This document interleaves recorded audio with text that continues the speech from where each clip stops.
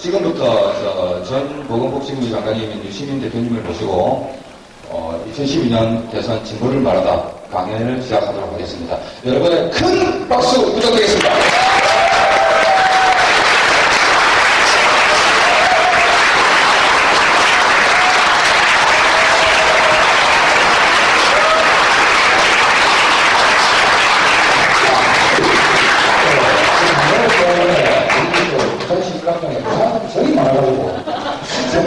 앞에 가서 봐도 잘 보이는데.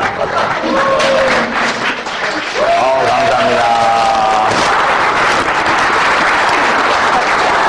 이거 뭐예요? 예, 고맙습니다. 사이즈가 맞는 100사이즈면 됩니다. 예, 고마워요.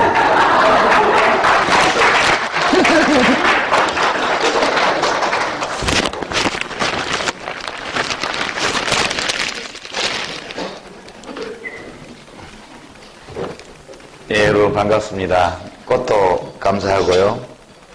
또, 옷 같은데 선물도 고맙습니다. 요즘 같은 불경기에 살림에 큰 보탬이 될 것 같습니다. 오늘 이렇게 큰 규모의 강연이 아니고 또 오신 분들도 대체로 이제 시민광장 회원들이시거나 또는 진보정의당 당원들이시거나 또는 저를 어느 정도 잘 아시고 또 좋아하시는 분들이 오셔서 다른 데 강연하고는 좀 다르게 해야 될 것 같아요. 더더군다나 저 시민방송에서 계속 제가 강연 다닐 때마다 생중계를 하고 계셔서 무척 부담됩니다. 어저께 한 얘기를 오늘 또 하면 욕먹을 거기 때문에.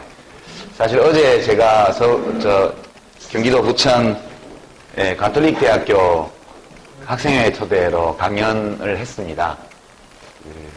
국가가 뭐냐 이런 거에 대한 걸 했는데 대통령 선거가 다가와서 그런지 무척 많은 학생들이 와서 진지하게 이석하지 않고 강의를 듣고 그렇게 하는 걸 보면서 마음이 좀 상당히 좋았습니다.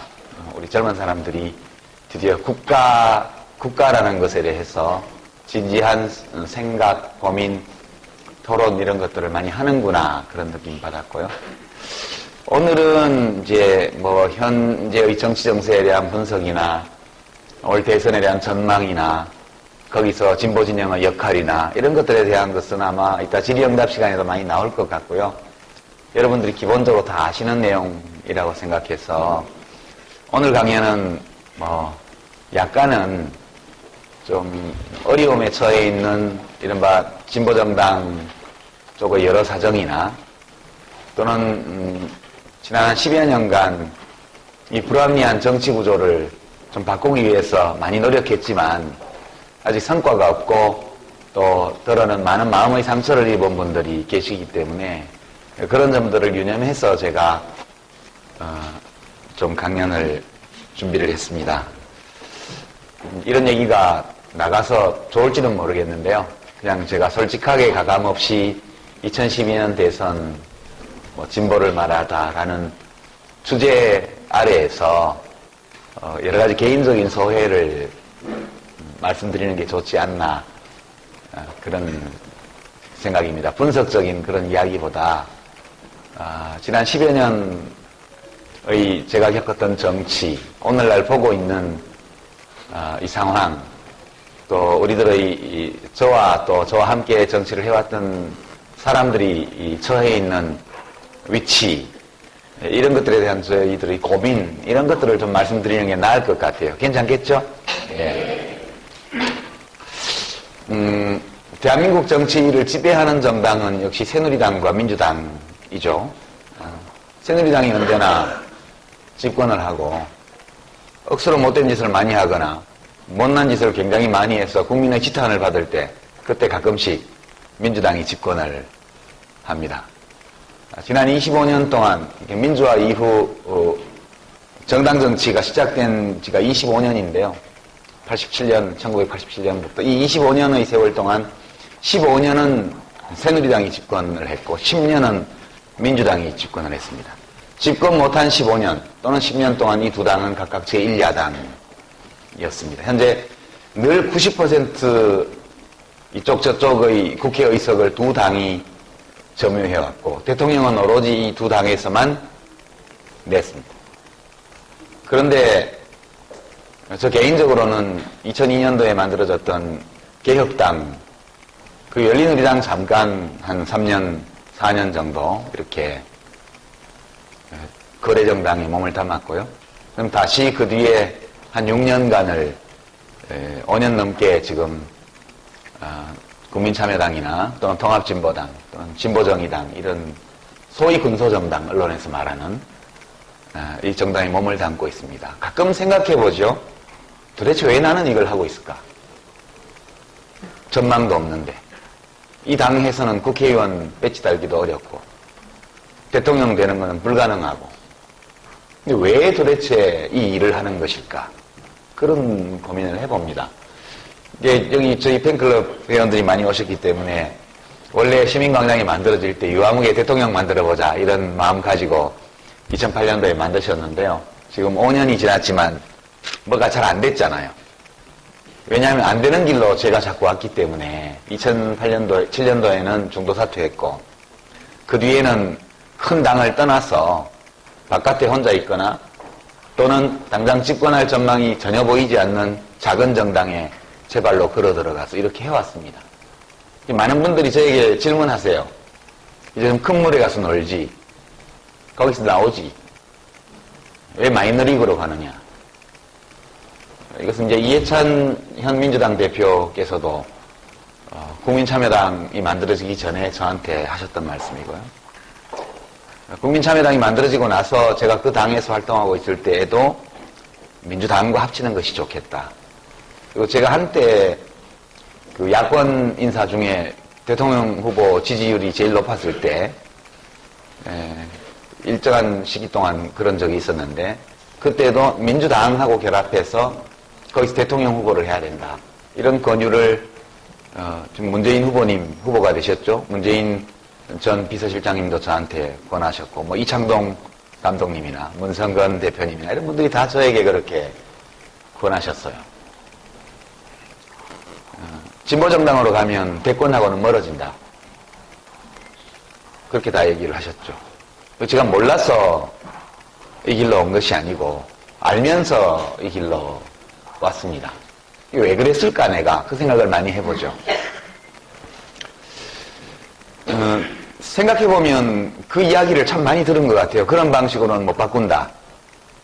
그런 방식으로는 성공 못한다. 이 이야기를 언제 처음 들었을까 이렇게 생각해보면 20살, 21살 때부터 들었던 것 같아요. 제가 대학교 1학년, 2학년 때 야학교사를 하고 대학 서클을 하고 10분도 지속하기 어려운 교내 시위에 참가하고 그렇게 소위 학생 데모를 하러 다닐 때 어른들이 저한테 그렇게 해서는 절대 못 바꾼다. 세상이 바뀌지 않는다고 얘기를 했습니다. 돌이켜보죠. 35년 전, 거의 35년이 다 됐습니다. 제가 1978년도에 대학에 들어갔기 때문에 정확히 35년 전입니다. 그때 19살이었던 제가 지금 54살 세는 나이로 돼 있죠. 도대체 그때는 왜 그걸 했었을까 내가. 진짜 교내에서 전투경찰들하고 짱돌 들고 10분간 시위하는 걸로 유신체제를 무너뜨릴 수 있다고 믿어서 그 일을 한 것이었을까. 소위 불법 유인물 이런 걸 만들어서 그 당시 정부에서 유언비어라고 말하던 내용들을 이런 걸 넣어서 시내 나가서 공중전화 박스에 놓고 다니고 공중 화장실에 놓고 다닐 때 또는 시내버스 환기구 위에 그 유인물을 놓고 내려가지고 그것이 바람에 날아가는 것을 보면서 그럴 때 건물 옥상에 가서 몰래 뿌리고 나올 때 이럴 때를 생각해 봅니다. 이렇게 해서 세상을 바꿀 수 있을까? 유신 50 때요. 우리가 이렇게 한다고 저 독재 정권이 무너질까? 선배들은 이야기했습니다. 이런 투쟁으로 바꿀 수 있다고요. 저는 돌이켜보면 단 한 차례도 그렇게 믿지 않았던 것 같습니다. 이 박정희 대통령은 늙어 죽을 때까지 대통령을 할 것으로 봤고요. 그 당시 계산해 볼 때 제가 40 될 때까지는 박정희 밑에서 살아야 되는 줄 알았죠. 근데 왜 그것을 했을까? 흔히 하는 설명은 세상을 바꾸기 위해서.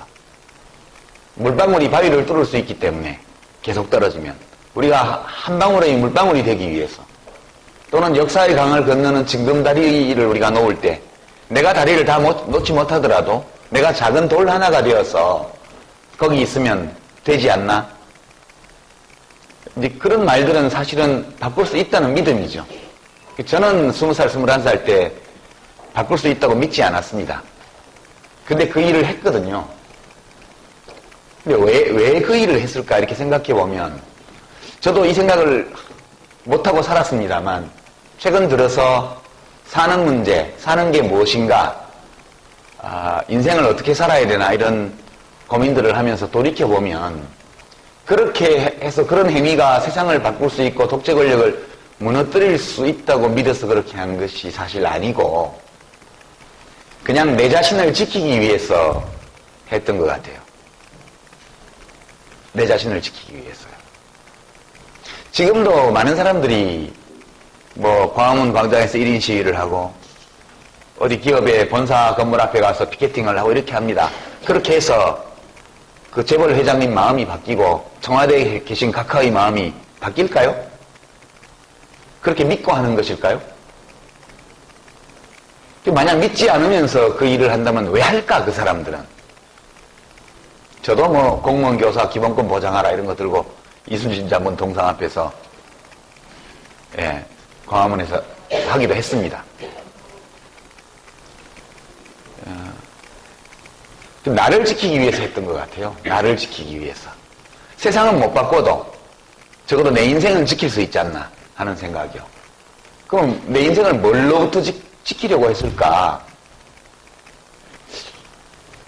그러니까 제가 1978년도에 대학에 들어갔을 때 대통령은 박정희 씨였고, 그 사람이 늙어 죽을 때까지 대통령을 할 수 있도록 되어 있었습니다. 자유롭게 자기의 생각을 말할 수도 없었고, 헌법에 나와 있는 집회 결사의 자유를 행사할 수도 없었습니다. 대학은 들어왔는데 졸업하면 사회로 나가야 되고, 그 대학 들어올 때 생각했던 거는 이제 법대를 가서 사법시험을 보려고 대학을 들어갔었죠. 근데 가보니까 되게 검사 판사들이 죄도 없는 사람 잡아다가 고문하고 이렇게 해서 증거를 날조하고 허위자백 받아서 기소하면 막 사형도 때리고 무기징역도 때리고 학교에서 돌 던지다가 잡히면 징역 3년 때리고 이렇게 하고 있더라고요. 그래서 이거는 도저히 못하겠다. 그렇게 살면 인생이 굉장히 너무 비천해질 것 같았어요. 어린 마음에. 그건 나쁜 일이니까. 그래서 이제 법대를 안 가고 경제학과를 갔습니다. 경제학이 좋아서가 아니고 왜 법대 안 갔냐 물으면 편하게 대답하려고. 카트라인이 경제학과가 더 높아요. 이렇게. 취직도 아무데나 잘 돼요. 서울대 경제학과 나오면. 실제로 그 당시에 카트라인이 훨씬 높았으니까. 그 다음에 이제 어떤 친구들은 행정고시 준비를 했는데 또 독재자 밑에 가서 공무원 노릇하는 거는 또 아닌 것 같더라고요. 그거는 제 인생을 굉장히 더럽히는 것 같은 느낌이 들었습니다. 취직을 하는 거. 기자를 하면 잘할 수 있을 것 같다는 생각이 없지는 않았는데 그 당시 언론이라는 것은 매일매일 보도 지침 받아가지고 권력 나팔수 노릇하고 있는 때입니다. 기자를 하는 것도 또 인생이 더러워지는 것 같았어요. 회사에 취직하는 수밖에 없는데요. 그건 또 독재자한테 돈 갖다 바치고 특권 받아가지고 노동자들, 노동조합도 못 만들게 탄압하고 노동조합 만들면 납치하고 잡아가두고 이렇게 하는 재벌 회장님 하수인 하는 거 아니에요. 이게 아무리 생각해도 할 게 없어요. 제가 물려받은 재산이, 우리 아버지가 부자여서 물려받은 재산이라도 많으면 아버지 돈 좀 줘야 내가 창업하게 이렇게 내 사업이라도 하겠는데 저희 아버지는 학교 선생님이셨으니까 그것도 안 되고, 그러니까 아무리 생각해도 그 20살, 21살 그 마음 그때에도 인생을 잘 살아야 되고 내가 생각하기에 옳은 인생을 살아야 되는데 대한민국에서 제일 좋다는 대학에 들어가 봤는데 출구가 없는 거예요. 어느 길로 가도 다 내 자신을 지킬 수 없는 길이 될 것 같은 그런 생각이었습니다. 사실 그렇게 데모를 하고 뭐 돌 던지고 유인물 뿌려서 박정희 독재를 무너뜨릴 수 있다? 뭐 전두환 독재를 무너뜨릴 수 있다? 그렇게 믿어서 한 것이 아니고 어떤 뭐 큰 일은 못하더라도 아주 나쁜 사람이 안 되려면 내 인생이 비천해지지 않으려면 이거를 하는 수밖에 없겠다. 이렇게 부당하고 불의한 권력이 이 국민들을 탄압하고 나쁜 짓을 하고 있는데 그거에 대해서 나쁘다 이렇게 말 한마디 못하고 살면 청춘이 너무 비참해질 것 같았어요. 그때 생각에. 그래서 이제 뭐 서클 활동도 하고 학생운동도 하고 이러다 보면 내 차례 오면 데모 주동 떠가지고 잡혀가고 징역 3년 살고 나오면 취직할 데도 없으니까 선배들처럼 번역 같은 거나 하고 이렇게 살면 되겠지.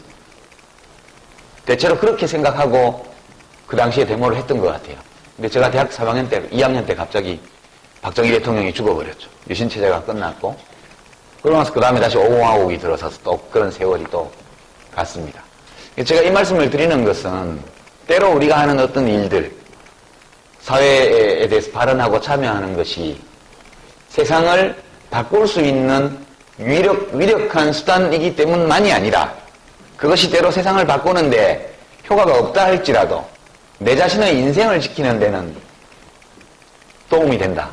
저는 그렇게 생각해요. 그래서 다시 문제는 진보로 돌아가는데요.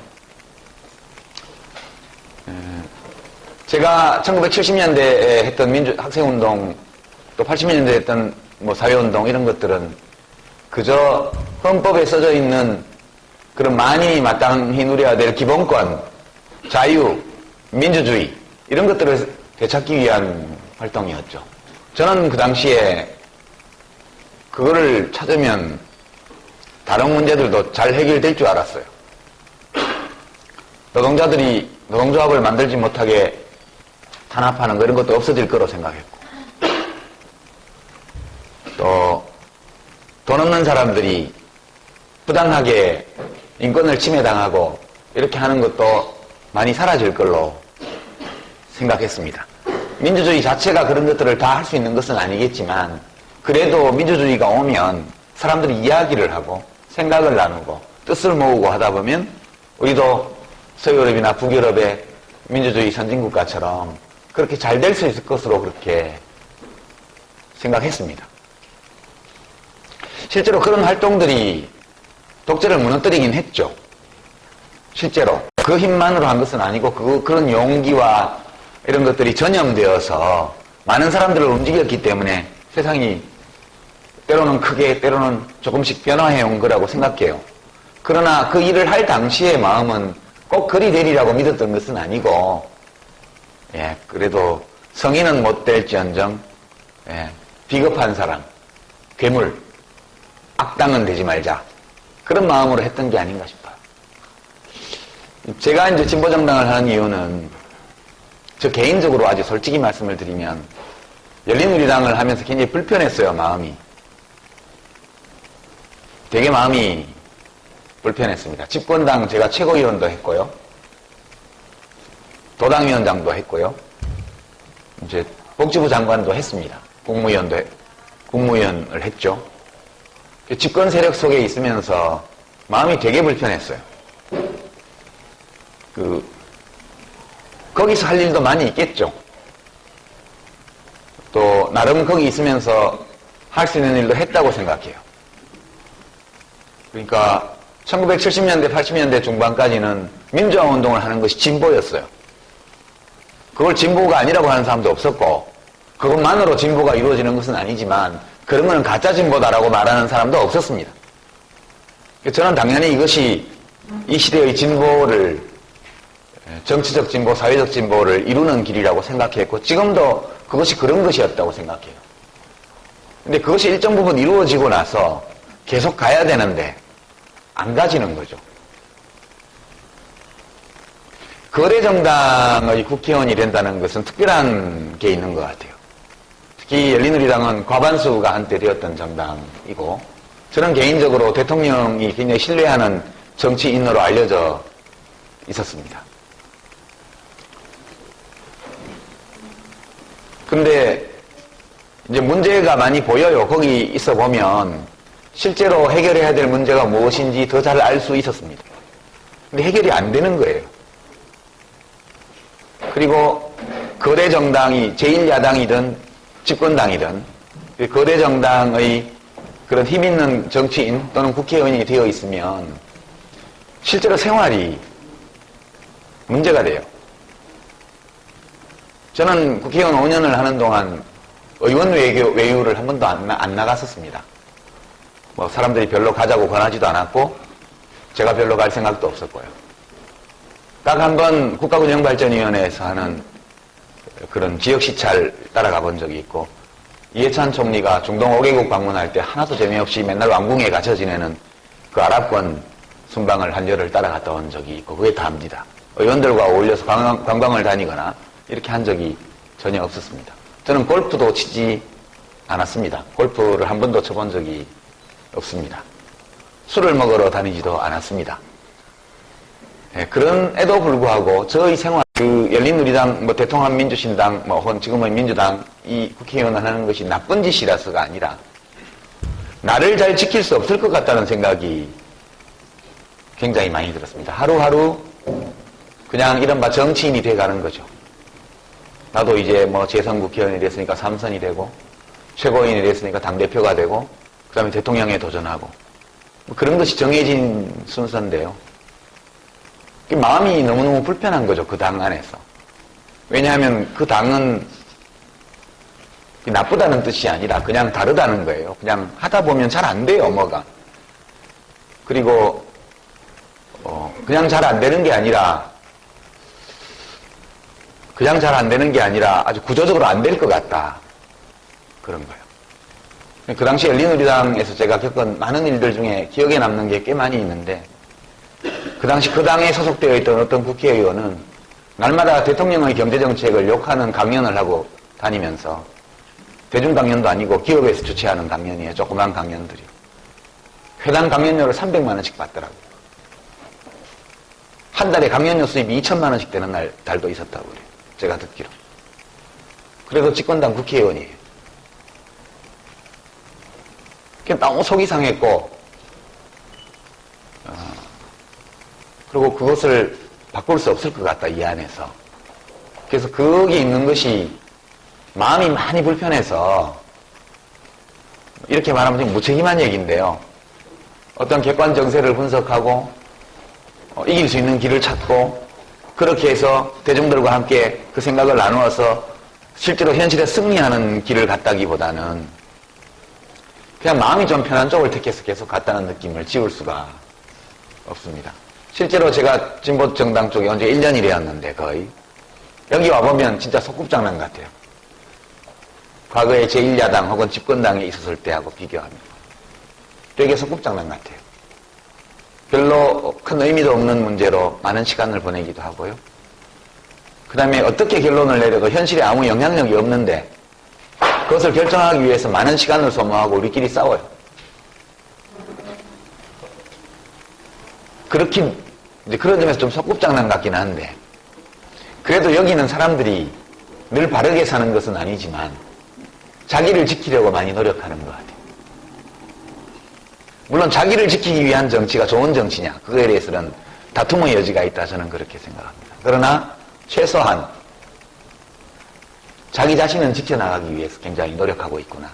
그런 점에서 조금은 고달파도 마음이 편한 점은 있는 게 진보정당이다. 그런 생각이 듭니다. 그러다 보니까 저와 함께 정치를 해온 분들이, 저는 그래도 국회의원을 2번이나 하고 장관까지 해먹었는데 다른 분들은 그렇게 안 됐잖아요. 굉장히 애만 쓰고 봉사만 많이 하시고, 그리고 지금 보면 보람이 별로 없어요. 그러니까 이런 것들이 또한 제 마음을 굉장히 무겁게 만드는 것도 사실입니다.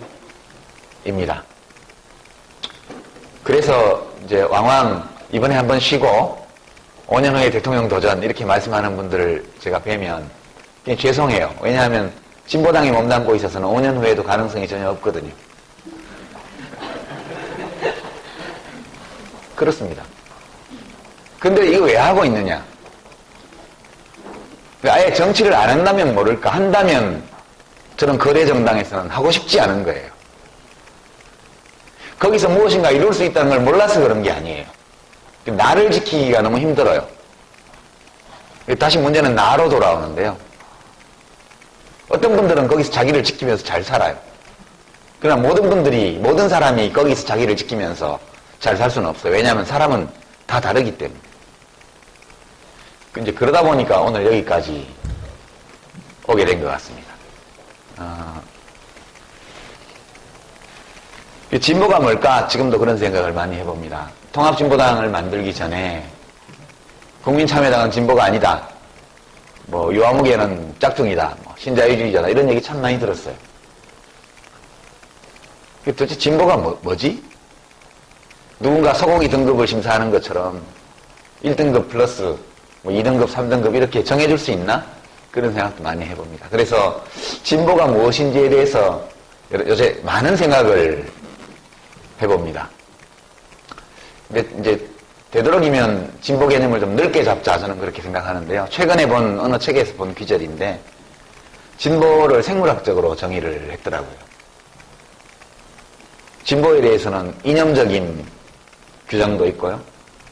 기준도 있고 또 정치적인 기준도 있고 또 철학적인 기준도 있습니다. 생물학적 기준도 있을 수 있다는 걸 제가 처음 알게 되었는데 생물학적으로 진보는 뭐냐 했더니 어떤 학자가 써놓은 건데 나와 유전자를 전혀 공유하지 않은 다른 사람을 위해서 나의 생활 자원의 일부를 기꺼이 내놓으려는 자세, 자발성. 그걸 생물학적으로는 그게 진보래요.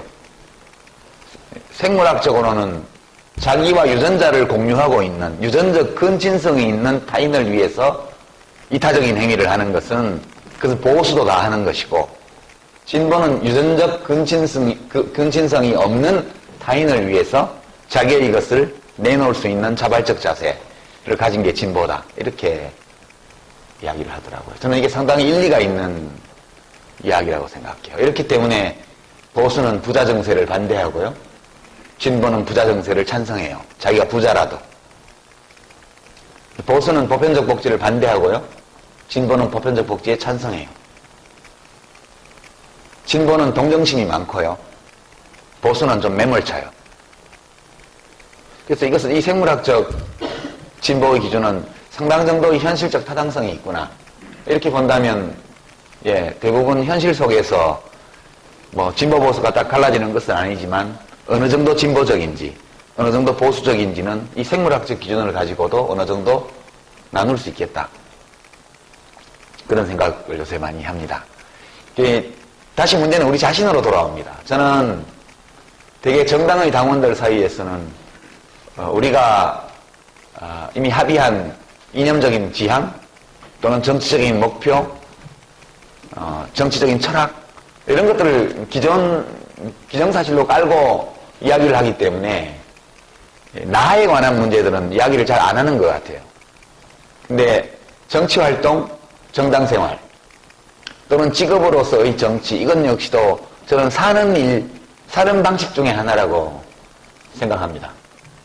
무엇을 하느냐는 사실 그닥 그 개인에게는 결정적으로 중요하지 않을 수도 있다 그렇게 생각해요. 무엇을 하느냐보다 왜 하느냐가 더 중요할 수 있겠죠. 그러니까 되게 저도 저의 지난 한 53년의 삶을 돌아봅니다. 되게 고등학교를 마칠 때까지는 그냥 어른들이 만들어준 환경 속에서 자기가 선택할 게 별로 없이 이렇게 생활을 하지만 되게 20살 이후에는 대학을 가거나 사회에 나온 이후로는 자기 인생, 자기 책임이라고 봐야겠죠. 제가 그렇게 살아온 세월이 한 35년 가까이 된 것 같습니다. 긴 세월처럼 보이지만 돌이켜보면 굉장히 짧은 시간이었던 것 같아요. 잠깐씩 꿈을 꾸다가 깬 것 같은 그런 느낌이 듭니다. 몇 번 꿈꾸고 나니까 50대 중반이 되어버렸는데요. 한 번 더 꿈꾸고 나면 여기 저보다 연로하신 분들께는 죄송한 말씀입니다. 한 번 더 꿈꾸고 나면 65 될 것 같아요. 별로 시간이 많이 남지 않았다 이런 생각도 들고, 그래서 다시 한번 중요한 건 사는 문제인데, 이렇게 지금 살아가는 것이 나에게 어떤 의미가 있을까, 그런 생각들을 많이 해봅니다. 저는 우리 시민광장 회원 여러분들이나 또는 뭐 진보정의당 당원들 또는 뭐 다른 정당의 당원이거나 다른 조직의 회원이라 할지라도 우리가 하고 있는 이 정치적인 행위, 참여, 연대 이런 것들은 자기 삶의 일부여야 된다고 생각해요. 내가 원하지 않지만, 또는 원래 내 것은 아니지만, 또는 내가 기쁘지 않지만 어떤 무엇을 위해서 또는 누구를 위해서 내가 이것을 참으면서 한다, 이렇게 하면 안 될 것 같아요. 자기가 기쁘게 할 수 있고 의미를 부여할 수 있고 또 자기가 여러 조건 속에서 감당할 수 있는 정도까지 그런 형식의 참여 또는 연대를 해나가는 것이 굉장히 바람직하다, 그렇게 저는 생각합니다. 결국 정치를 통해서, 정치활동을 그냥 단순하게 시민으로서 봉사하고 참여하기 위해서 하는 것이든 저처럼 직업으로서의 정치를 하는 것이든 우리가 하는 모든 정치적 활동 속에서 궁극적으로 이루어야 할 것이 뭘까, 이렇게 생각해 본다면 되게 사람들이 저에게 물어봅니다. 당신이 10년 정치를 하면서 무엇을 이루었는가? 개인적으로는 국회의원 2번 했죠. 장관도 했죠. 그만하면 출세했죠. 그죠? 그거 하면서 뭐 했는데, 이렇게 물어보면 또 여러 가지를 이야기할 수 있습니다. 제가 공직자로서 그전에 없던 제도를 새로 만든 거라든가 좀 잘못되어 있던 제도를 바로잡은 거라든가 뭐 등등을 이야기할 수 있겠죠. 그런데 그게 그렇게 중요한 일일까? 그런 것들은 하다 보면 할 수 있는 경우도 있고 또 마음은 있지만 못하는 경우도 있고 또 아예 그걸 할 수 있는 위치에까지 못 가는 경우도 있고 그렇습니다. 근데 전국적으로 말하자면 그 많은 정치활동 속에서 이루어야 될 가장 중요한 것, 그것은 자기 자신이 더 훌륭한 인간이 되는 거라는 생각을 요즘 많이 합니다. 10년간 했던 정치활동 속에서 혼자서 또는 당을 함께하고 있는 동지들과 더불어서 어떤 것을 이루기도 하고 어떤 것을 이루지 못하기도 하고 어떤 것을 더 망가뜨리기도 하고 어떤 것을 실패하기도 했지만 어떤 결과를 현실에서 나왔던 그 과정 속에서 내 자신이 또 해방되고 또 고양되고 그리고 또 자유롭고 또 훌륭한 존재가 되었다는 느낌, 그것이 없었다면, 만약 그런 것을 느끼지 못한 것이라면 적어도 그 모든 활동은 제 삶에서는 의미가 없는 것이었다, 저는 그렇게 생각해요. 그런 생각을 하면서 지난 10년의 직업적 정치활동을 돌이켜보면 그런 것이 완전히 없었다고 말할 수는 없지만 그 정치활동 속에서 내 자신이 더 해방되고 자유롭고 고양되고 더 훌륭한 사람이 되어가는 것에 대한 관심과 의지는 적었던 것 같아요. 제 스스로 생각할 때. 객관적으로 드러나는 것만으로 보아서 별로 이룬 것이 없다 할지라도 그 안에서 제 자신이 더 훌륭한 인간으로서 더 훌륭한 삶을 살았다는 느낌을 제가 가진다면 저는 개인적으로 성공한 정치였다고 생각할 것 같아요.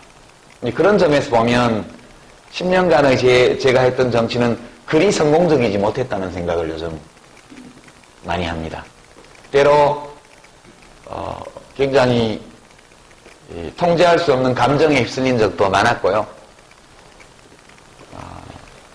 그리고 원래 이 일을 시작했을 때의 마음은 잊어버리고 그 나날이 펼쳐지는 작은 승부 또는 큰 승부에 몰두해서 단순히 지기 싫어서 대들었던 적도 많았던 것 같아요.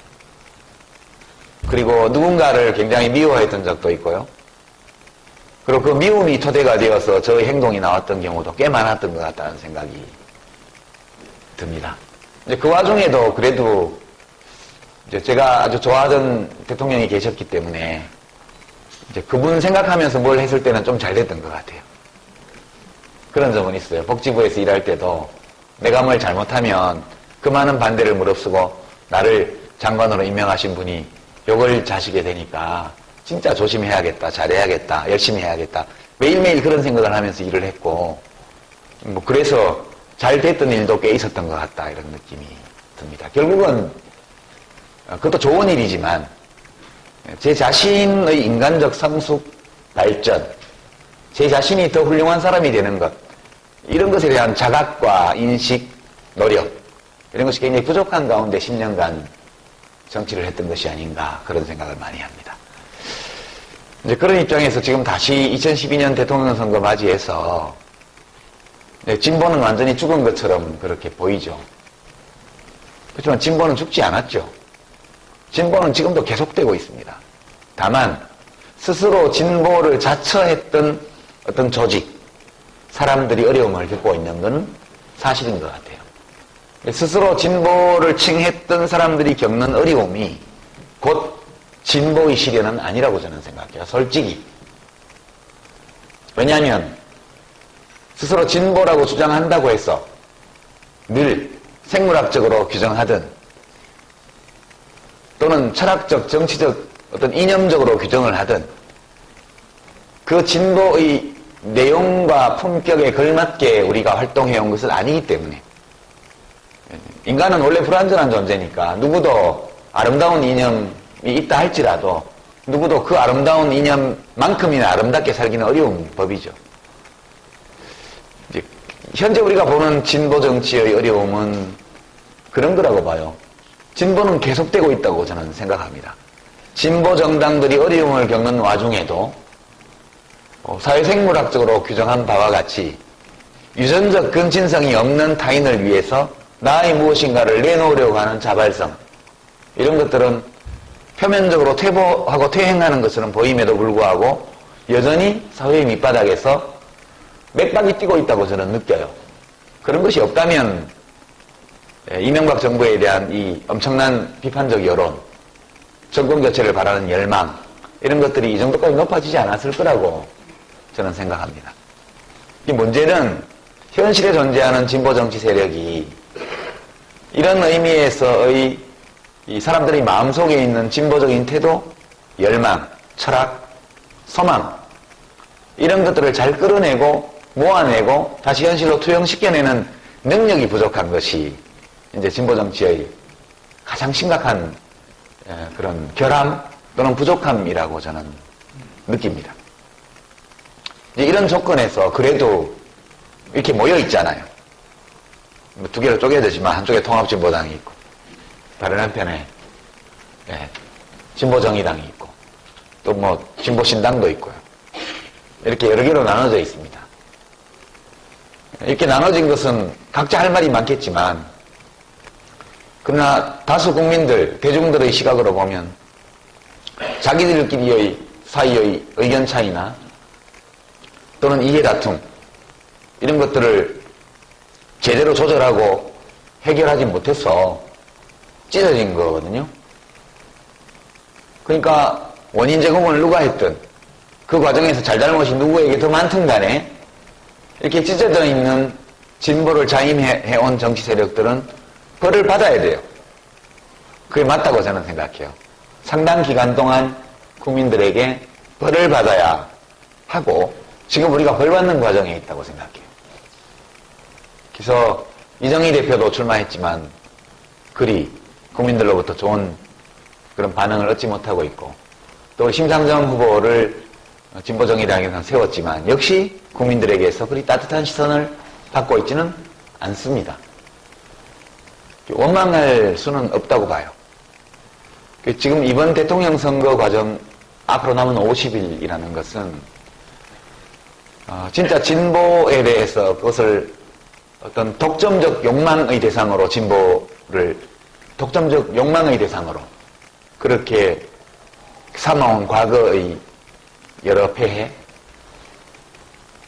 또 서로에 대해서 너그럽지 못하고 진보라는 것을 아주 특정한 이론, 특정한 삶의 방식, 특정한 정책과 연계시켜서 그렇게 나누고자 하는 진보적인 열망 이런 것들을 칸막이를 쳐버렸던 이런 일들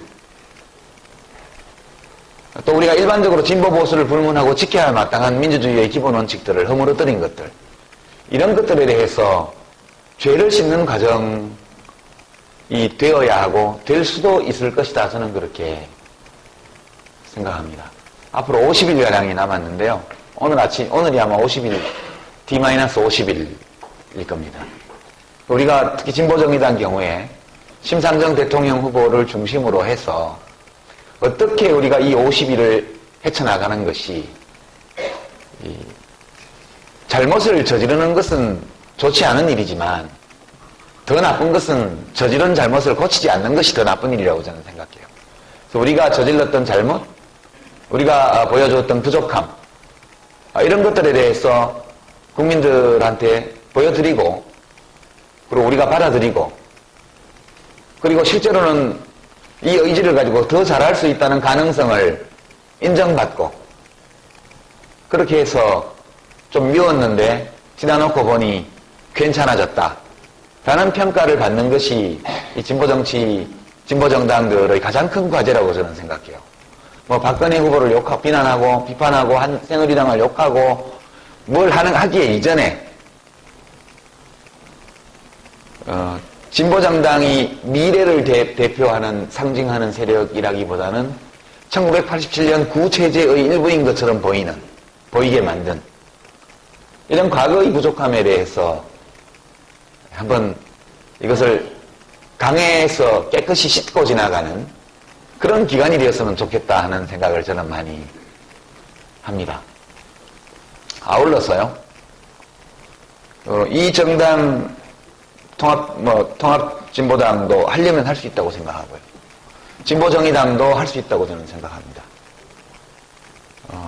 제가 개인적으로 옛날 열린우리당 시절에 또는 대통합민주신당 잠깐 동안은 그 시절에 느꼈던 굉장히 큰 허전함 또는 마음의 불편함, 이것이 무엇이었던가를 다시 돌아보면 이 진보정당들이 그 점을 고쳐줄 수 있다, 저는 그렇게 느낍니다. 이게 되게 사람이라는 것은 어떤 고정된 존재가 아니기 때문에 되게 어떤 사람들과 시간을 많이 보내고 누구와 대화를 많이 하고 하느냐에 따라서 생각이 매우 크게 달라집니다. 그러니까 새누리당 국회의원들은 대부분 대한민국의 1%들하고만 그 24시간 1년 365일을 보내는 분들이세요. 그분들에게는 그 모든 것이 굉장히 자연스러워요. 우리가 보기에는 터무니없어 보이는 것들이. 민주당의 국회의원들도 사실은 자기가 보내는 시간의 대부분을 대한민국 1%들과 지내고 있다고 저는 생각합니다. 과거의 저의 경험으로 미루어 보건대. 근데 그분들이 실제로 힘을 갖고 있거든요. 이분들로 하여금 실제로 그렇지 않은 다수의 국민들과 많이 접촉할 수 있도록 만들어주는 것이 정치적으로 매우 중요하다, 저는 그렇게 생각합니다. 제가 이런 생각에 도달하게 된 거는요, 옛날 맹자, 여러분들 많이 읽어보셨겠지만, 맹자를 필두로 한 유학자들하고, 묵가들하고 논쟁한 이야기가 되게 역사서에는 별로 없는데, 루신 선생이 쓴 그 묵자에 대한 소설 비슷한 책들이 있어요. 한 30년 전에 읽었는데, 거기 보면 이제 가상적으로, 묵자와 맹자가 논쟁하는, 또는 묵자와 공자가 논쟁하는 장면이 나와요. 근데 저는 지금 생각해보면 맹자가 옳다고 생각합니다. 묵가는 반전평화주의, 생태주의, 그 다음에 원시공산주의, 이런 하여튼 보편적으로 타당한 명제에 입각해서 삶의 원칙들을 도출했던 사람들. 일하지 않는 자 먹지 말라. 그러니까 모두가 다 일하는 거예요. 사회적 분업을 별로 인정하지 않았습니다. 그리고 국가 운영, 제도 운영을 직업으로 하는 그런 사람들의 집단이 있을 수 있다는 걸 별로 인정하지 않았거든요. 노장도 비슷합니다. 죽으면 시체를 그냥 들에 버려라 이렇게 얘기하죠. 장자는. 제자들이 안 됩니다, 선생님. 왜 안 되는데? 짐승들이 뜯어먹습니다. 그럼 땅에 묻으면 안 뜯어먹냐? 땅에 묻으면 구더기, 개미 이런 게 뜯어먹죠. 땅에 묻으나 위에 버리나 한 가지다. 어차피 자연으로 돌아가는데. 그렇게 이야기를 합니다. 맞는 말 같죠? 근데 저는 이게 맞지 않는 말이라고 생각해요. 이것이 이론적으로는 맞을지 몰라도 우리 인간은 그렇게 할 수 있는 존재가 아니라고 생각해요.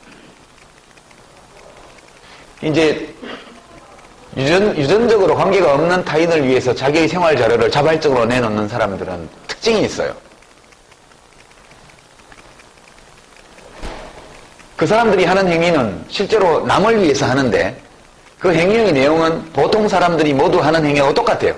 자기 자식을 위해서, 아버지를 위해서, 형제 자매를 위해서 뭔가를 내놓는 것처럼 동일한 행위입니다. 근데 왜 사람들은 그렇게 이타적인 행동을 할까? 그래서 이제 공감 능력 때문이라고 그러더군요. 생물학자들 말로는. 그러니까 인간의 대뇌피질에 곳곳에 거울 신경세포라고 하는 그런 신경세포가 있다고 그래요. 그게 있어서 우리는 텔레파시를 주고받는다 그러더라고요. 대화하지 않아도, 설명하지 않아도, 그리고 나의 뇌조직과 저 사람의 뇌조직이 신경생리학적으로 전혀 연결되어 있지 않아도 그 사람이 느끼는 것을 나도 느낀대요. 그래서 우리는 사람을 잘 못 죽이는 거예요. 누군가를 죽이려고 그러면 그 사람이 받는 고통이 바로 나의 뇌에도 전해오기 때문에 그것이 끔찍해서 못 죽이는 겁니다. 그러니까 우리가 살면서 타인에게 대해서 보이는 너그러움, 이타적 행동, 이 모든 것들은 최초에는 혈육 사이의 공감과 이타적 행동을 통해서 만들어졌다는 겁니다. 그러니까 우리들의 모든 덕성은 어떤 보편적 논리에 의해서 자기의 행동 원칙으로 되어서 나타나는 것이라기보다는 우리 자신이 아주 아기일 때 엄마와의 관계에서 쌓은 공감의 능력, 정서적 공감의 능력, 타인의 고통을 내가 느끼는 능력, 이런 것들을 토대로 한 행동이 혈육을 중심으로 나와서 점점 넓혀져서 타인에게까지 갖다 놓고 보는 것이 맹자의 주장인데요. 그래서 눈에 보이는 것을 사랑할 줄 알아야 눈에 안 보이는 백성들을 사랑할 줄 안다. 왕이 제사 지내러 잡혀가는 소를 보면서 불쌍해서 그 소는 풀어줘라. 그럼 뭘로 제사를 지냅니까? 양 잡아라. 이렇게 얘기했다고 해서 사람들이 비웃죠. 그러나 맹자는 그것을 굉장히 칭찬합니다. 만일 눈에 보이는 그 소의, 죽어가는 소의 굵은 눈, 큰 눈을 보면서 연민의 그 어떤 공감을 느끼지 못하는 군주라면 눈에 보이지 않는 백성에 대해서 느낀 게 없다는 거예요. 그래서 저는 우리들이 보통 진보적 미덕이라고 하는 이 모든 것들은 나에서 시작되어서 나의 주변으로 점점 넓어져서 그리고 우리가 어떤 사람이 그런 큰 능력을 가졌을 때 나하고 전혀 관계없고 나를 전혀 알지 못하는 그런 추상적인 민중에게까지로 넓혀질 수 있다. 저는 그렇게 생각합니다. 이 점이 저는 대단히 중요하다고 생각합니다. 그래서 이런 마음을 가진 사람들, 이런 자세를 가진 사람들, 어떤 사람들은 좁고 어떤 사람들은 넓습니다. 이 마음이 좁은 사람, 자기 혈육에게만 한정되어 있는 사람 보수고요. 아프리카에 이런 모를 어린이하고 자매 결혼해서 한 달에 $10씩 보내주는 사람은 넓습니다, 이게. 되게 이렇게 공감 능력이 큰 사람들이 진보가 될 수 있는 거예요. 저는 진짜 진보정당 운동이라는 것은 이렇게 넓게 퍼져나가는 그런 공감의 능력을 가진 사람들을 모으는 것. 그리고 그들의 공감 능력이 가지고 있는 힘을 결집시키는 것. 이 결집된 힘으로 세상을 조금씩 고쳐나가는 것이 진보정치 운동이라고 저는 생각합니다. 그래서 우리 이번 대통령 선거 국면에서 진보정당들이 해야 될 몫은 어느 당을 나누고 짝퉁과 진품을, 명품을 갈라치고 이렇게 하는 것이 아니라 모든 사람들의 마음속에 들어있는 연민의 정과 측은지심, 공감의 능력, 그리고 타인을 위해서 내가 가진 어떤 소중한 것을 조금이라도 자발적으로 내놓으려고 하는 그런 자세, 이런 것들을 더 일으키고 그것을 모아내어서 하나로 이렇게 결집시키는 데 기여하는 것. 이게 일반 언론에서는 야권연대 단일화 그렇게 표현하더라고요. 그냥 후보를 하나로 하라는 게 아니잖아요. 그냥 후보를 하나로 하고 그냥 권력을 나눠가지고 그렇게 하라는 게 아닌 것 같아요. 정권교체연합을 만든다는 것은 이유가 있는 건데 그냥 가려는 게 아니잖아요. 저는 이 보수 정권에서 진보적인 정권으로 정권교체를 할 때는 이유가 있어야 된다고 생각해요. 그 이유는 그 이유가 진보인데요. 이 진보의 내용은 나와 유전적으로 관계없는 타인을 위해서 내가 가진 어떤 것을 귀한 생활자료를 내놓을 수 있는 자발성이 현실로 나타나도록, 제도로 나타나도록 하는 것이 진보적 정권교체라고 저는 생각합니다. 그래서 우리들의 마음의 자세는 내가 무엇을 가지려고 하거나 나를 내세우거나 나를 빛나게 하려 하기보다는 어떻게든 절반 이상의 유권자들이 국가가 그런 쪽으로 움직여가기를 원하고 있는 것이 여러 가지로 입증되고 있기 때문에 이것을 현실로 만드는 데 기여할 책임이 있다 이렇게 생각합니다. 그래서 정치적 전문용어로는 민생을 살리기 위한 정책 합의, 그리고 지속적으로 이렇게 좋은 정책을 국가가 운영할 수 있도록 만들기 위한 정치 혁신, 이 두 가지 공감을 바탕으로 해서 정권 교체를 위한 정치연합을 만들고 그 정치연합의 후보로 한 사람을 내세우는 것, 그리고 그렇게 해서 정권 교체를 한 다음에는 또 함께 마음을 모아서 어려움을 극복하면서 원래 우리가 합의하고 약속했던 바를 하나하나 밀고 나가는 것, 이런 것이 이루어질 수 있도록 우리가 봉사하고 기여하고 헌신하는 것이 진보정당의 역할이다, 저는 그렇게 생각합니다. 물론 정당이라는 것이 사람이 하는 건데 사람이 하는 것은 무엇이든 온전치 않죠. 온전할 수가 없습니다. 제가 우스개를 한마디 하면 최근에 이제 장자에 관련된 책을 몇 개 읽었는데 그 자편에 보면 그건 장자가 쓴 게 아니고 후대에서 창작한 거라고 그러더라고요. 이건 도척에 관한 얘기가 나옵니다. 도척. 춘추시대에 엄청나게 악명을 떨친 도적이에요. 거기 보면 공자가 도척을 설득하러 갔는데 도척이 공자를 막 엄청 혼내줍니다. 너 간 빼가지고 회 처먹을라. 얼른 안 가? 얼른 안 돌아가면 간 빼서 회 처먹어버린다? 이렇게 막 협박하고 이제 공자가 도망가고 이런 얘기가 나와요. 근데 이제 그 얘기가 왜 나오냐 하면 스승님 왜 돌을 펴지 않습니까? 노자장자는 돌을 안 펴요. 자기 혼자 깨닫고 있지. 왜 돌을 안 펴십니까? 그러니까 돌 안 펴는 것이 아니다. 왜요? 큰 돌을 펴면 사람들이 그 큰 도로 더 큰 도적질을 한다. 그 도는 혼자 깨치고 조용히 즐기다가 끝내는 것이 맞지. 펴지 마라 그렇게. 그 예로 나온 것이 도척의 오도라는 건데요. 도척 부하가 묻습니다. 두목, 도적질을 하는데도 도가 있습니까? 있다. 어찌 도를 깨우치지 않고 큰 도적이 되겠느냐? 도둑의 도가 무엇입니까? 오도를 얘기합니다. 제일 첫 번째 도는 척 보면 어디에 귀한 물건이 있는지 아는 것.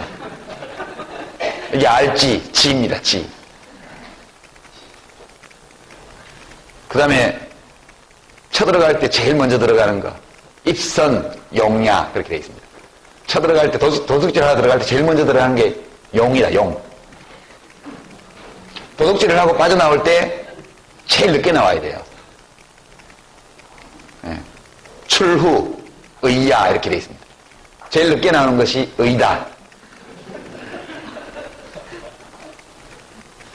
그 다음에 인은 뭐냐? 훔친 물건을 골고루 나누는 것이 인이다. 분균, 인야, 그렇게 되어 있습니다. 하나가 뭐더라? 하나가 이 도둑질이 성공할지 성공하지 못할지를 잘 판단하는 능력. 그게 뭐라고 표현인지 잊어버렸는데 5개 도입니다. 5개 도. 재밌죠?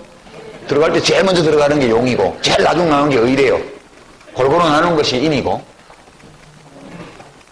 그러니까 이 5가지 도를 깨친 자라야 비로소 큰 도적이 된다. 그렇게 이야기합니다.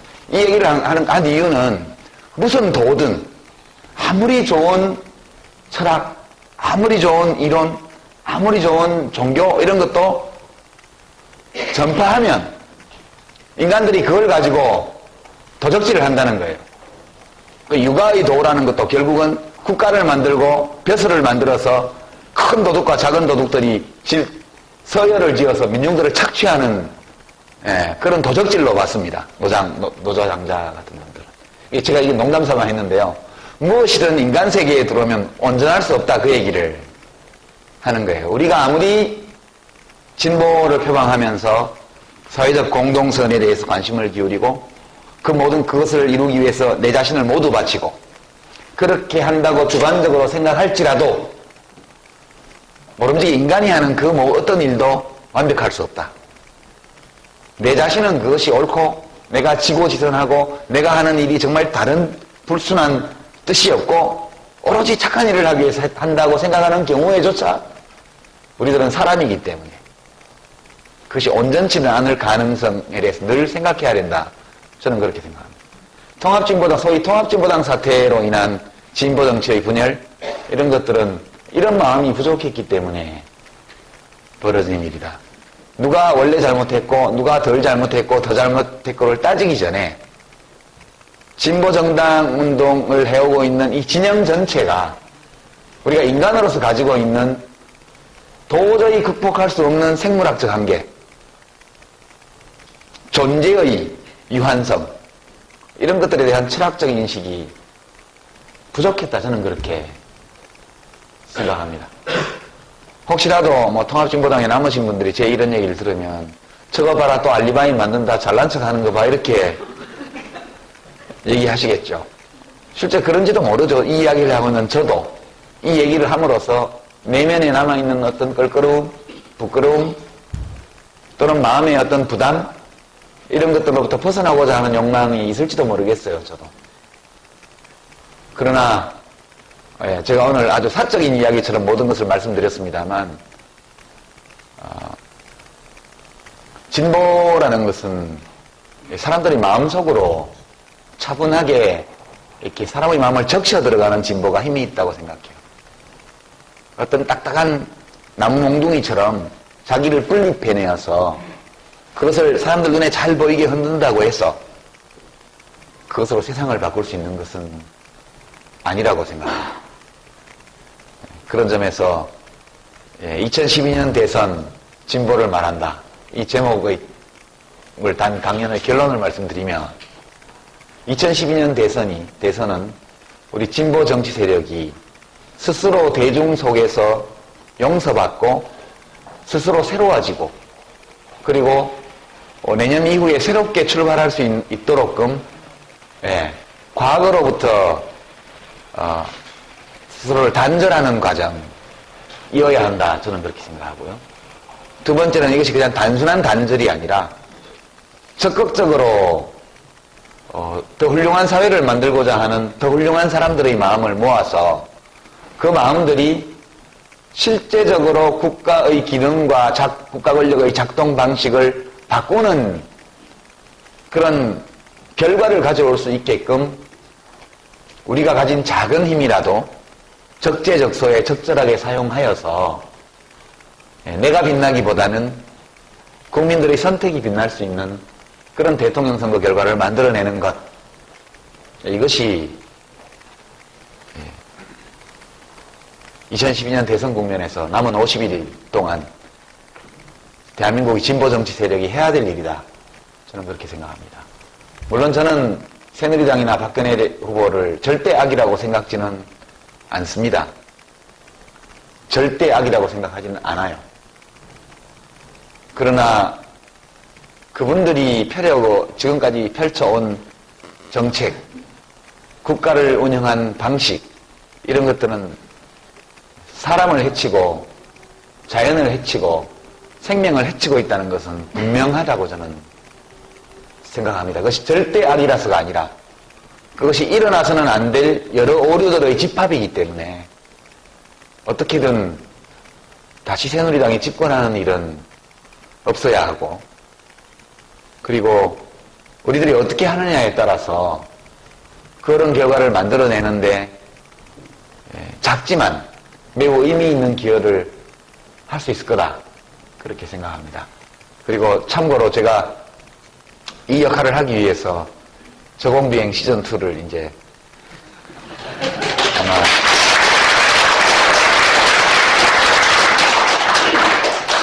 내일 모레 이제 기획회의를 마지막으로 해서 빠르면 주말 이용해서 녹음을 첫 회를 하지 않나 싶습니다. 지금 봐서는 대선 때까지 하게 되니까 6번이나 7번 정도 녹음하게 될 것 같아요.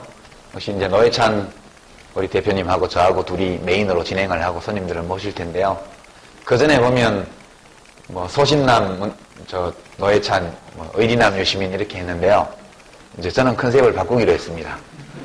저는 의리남 유시민에서 자유인 유시민으로 바꾸려고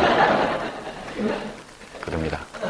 그냥 뭐 다른 정당 혹은 뭐 보수 진영 후보만 그렇게 깔 것이 아니고 우리 자신 속에 있는, 우리들 속에 있는 못난 모습, 우리 자신이 가지고 있는 부정적인 것, 이런 것까지도 함께 지적하면서 이번 대선 국면을 통해서 국가도 더 훌륭해지고 사회도 더 훌륭해지고 국민들 개개인도 또 정치하는 사람들도 조금씩이라도 더 훌륭해질 수 있도록 하는데 기여해보고자 시즌2를 시작합니다. 대선 끝나고 시즌3를 할지는 그때 가봐야 알 것 같고요. 그리고 오늘 심상정 후보 선대위원장으로 강연 온 것은 아니고 전직 보건복지부 장관으로 강연을 온 것입니다만 그래도 부산시당 창준위에서 후원을 해주셨잖아요. 뭘 후원해 주셨는지 몰라도 여하튼 후원을 해주셨기 때문에 앞으로 우리 심상정 후보가 바로 제가 말씀드린 그런 역할을 하는데 앞장설 수 있게끔 여론조사 전화 오면 전화 좀 잘 받아주세요. 예, 그 점만 마지막 부탁드리면서 제 강연을 마치고 이제 질의응답 시간 가지면 되겠죠? 네, 고맙습니다.